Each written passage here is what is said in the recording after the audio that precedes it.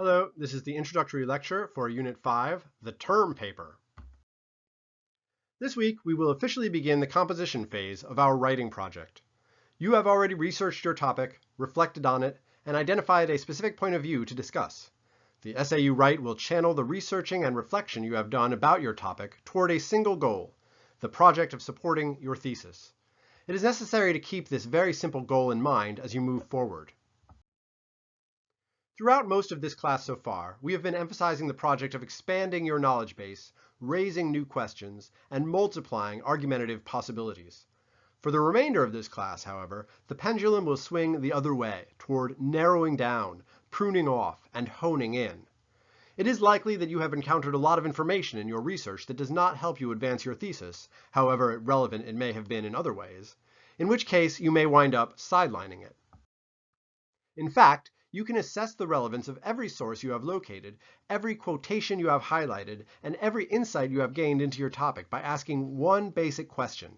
Does it help me to prove my thesis? If it does, transcribe it into your writing notes. If it does not, keep it in another folder for possible future reference. Although to some of you, 5 pages might seem like a very long paper, it is actually pretty short for an academic essay. In order to fulfill your goal of persuading a reader to accept your thesis, you will need to use this limited space very effectively, which means that there is no room for anything that does not move your argument forward. When you pack for a trip, the size of the suitcase you intend to use plays an important role in determining what you will bring and what you will leave home. It's a good idea to open the suitcase and try to envision how many pants, shirts, shoes, and socks you will be able to fit inside.